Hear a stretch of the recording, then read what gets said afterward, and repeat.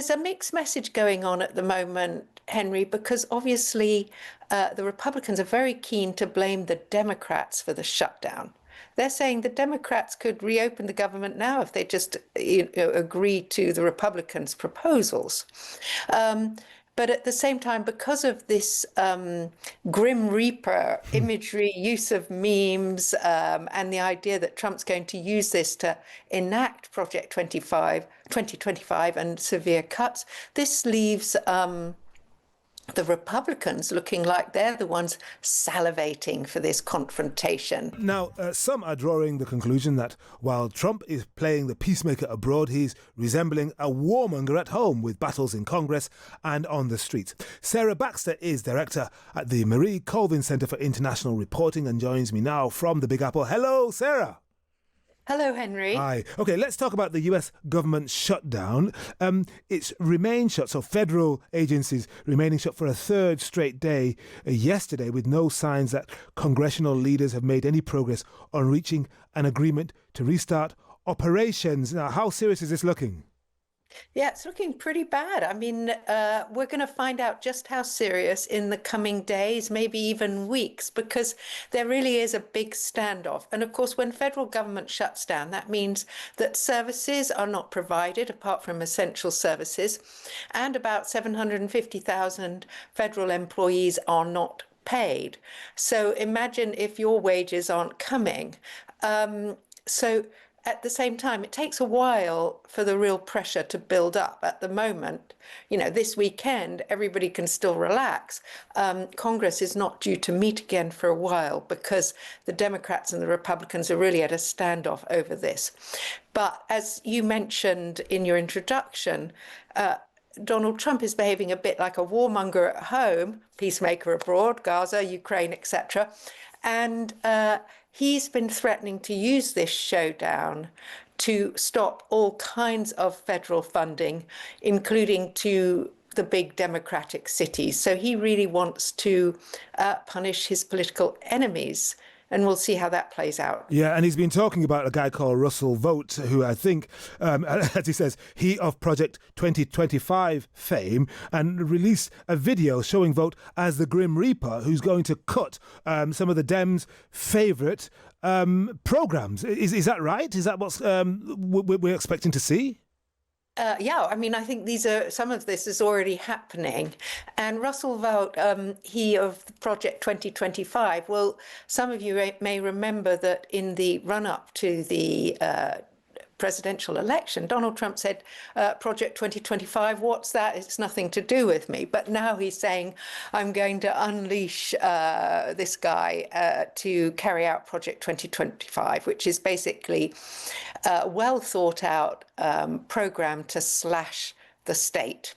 So, yeah, there's a mixed message going on at the moment, Henry, because obviously the Republicans are very keen to blame the Democrats for the shutdown. They're saying the Democrats could reopen the government now if they just agree to the Republicans' proposals. But at the same time, because of this Grim Reaper imagery, use of memes, and the idea that Trump's going to use this to enact Project 2025 and severe cuts, this leaves the Republicans looking like they're the ones salivating for this confrontation. And some Republicans are uneasy about that. And how much talk is there of the president being peacemaker in chief abroad, dealing with Gaza and these 7 wars that he claims to have settled, while America descends into civil war at home? Yeah, I mean, civil war might be overstating the fact. I think President Trump's plans for Gaza have received a pretty good reception by and large, including from other international leaders, not least Sir Keir Starmer and Emmanuel Macron. But at home, there's very much this sense that the armed forces, the police and the immigration authority are being weaponized, and simultaneously they are now helping each other in a way that's unprecedented in the US. So, for example, there was a raid very recently on Chicago, which used the military to sort of rappel into an area full of immigrants and launch a raid with ISIS backing there.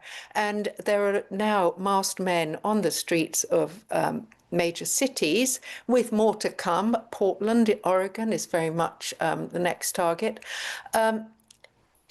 In a way that makes a lot of people uncomfortable, because the military is not supposed to be used for domestic law enforcement. But we saw an important speech to generals last week with Pete Hegseth, the Secretary of War, as he now... yeah, it's all about war. It's not defense, it's war. Yeah, but it feels a bit like the war is against people in America and not a war against America's foes abroad. So there's a change, a very distinct change. Now, of course, the Republicans would say, well, it's a war against illegal immigrants, against people who shouldn't be here.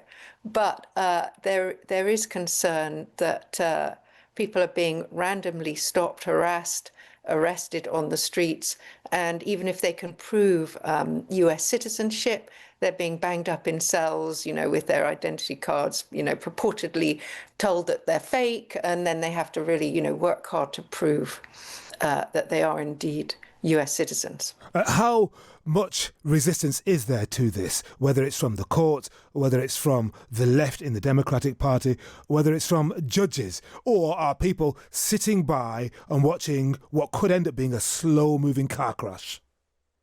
Well, there hasn't been much resistance from the courts, because such resistance as there is has tended to go up and up the appeals system. And so far, the Supreme Court has been pretty much letting the Trump administration do what it pleases. There's a huge test, by the way, for the Supreme Court coming up fairly soon about birthright citizenship. This long-standing notion that if you were born in the US, no matter if to a parent that shouldn't be there legally, you are a US citizen. So that's going to be a huge milestone test case. But at the moment, people are largely standing by. There was an incident just recently circulating on social media of somebody who approached the masked immigration authorities and started to complain about their actions and was pepper sprayed.